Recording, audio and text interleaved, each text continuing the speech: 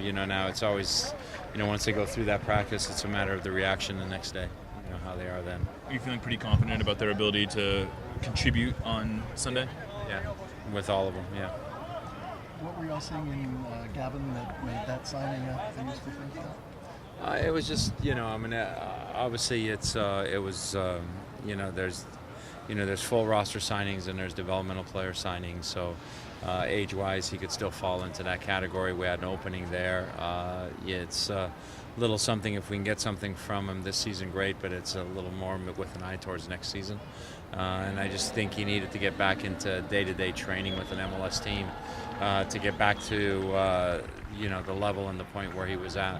Where obviously when he came out of college, he was a guy we were very interested in, and I think he can get back to that level. What type of player is he, and what are his strengths? He's a midfielder with good vision. He's a midfielder who knows how to get open, who sees the ball, has a good feel for the game, and is able to play the ball forward.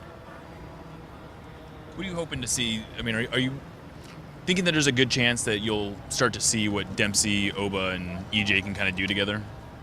Yeah, if we can get them on the field at the same time, yeah. And then obviously we get them on there, and then we lose them again for World Cup qualifiers. But it's just a matter, I think Dempsey, the week of training has been good for Clint, in terms of just building up his fitness, working on his touches. We did a pretty heavy day with him on Wednesday. And he felt good about that, and we felt that really helped him from fitness-wise and also touch-wise. And so now it's just a matter of, also not putting too much pressure on himself to try and get that first goal or try and get that first assist. Just let it come.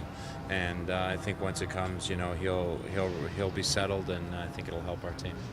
When you approach a game like this, do you kind of go into the mindset like it's just another game, or is that kind of impossible with a game like this? No, I mean, you recognize it's your rival. It doesn't matter what position you are in the standings. It's always going to be an important game.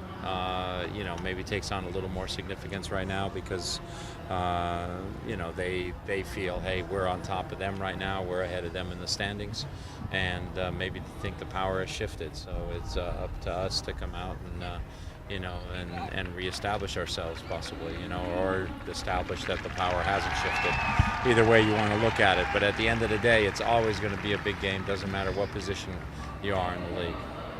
With the massive crowd Sunday, do you have to remind some of your players to stay calm and stay within themselves?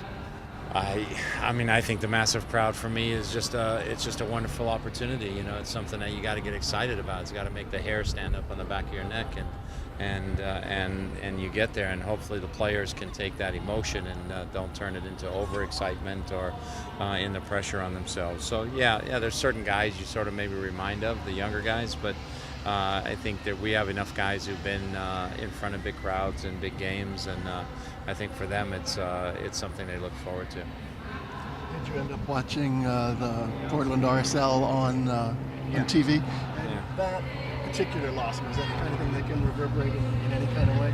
That particular loss? They look. It might have felt like a loss. Yeah. It all depends. I mean, it was an interesting game. It was a good game. Obviously RSL was missing some players in their team because Ramondo for me right now is one of the top goalkeepers in the league. So when you miss him, it has an impact on your team and on your game. But it was a good game to watch and observe, and hopefully we've learned some things from that game. How different is this team without Chara? Without Chara. Chara is an important player on their team just because I think there's few midfielders in the league that cover as much ground as he covers. I think that's something that a lot of fans don't realize, maybe because there's every blade of the field, an inch of grass he covers and he touches, and so he does a lot of work. So, it's like, it's a little bit maybe like us without Ozzy a little bit. I mean, he's an important part of their team. He's been very consistent for them. How have they grown since the last time you saw them at the beginning of the year? They've just got different personnel in there. They've added different players. They're confident. At the beginning of the year, they weren't quite confident yet in terms of what they could do. And so they've gotten some good results, some wins, a lot of ties.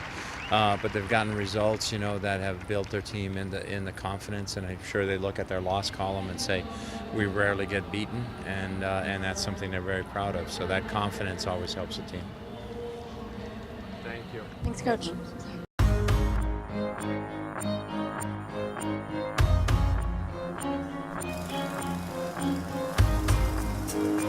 Bye.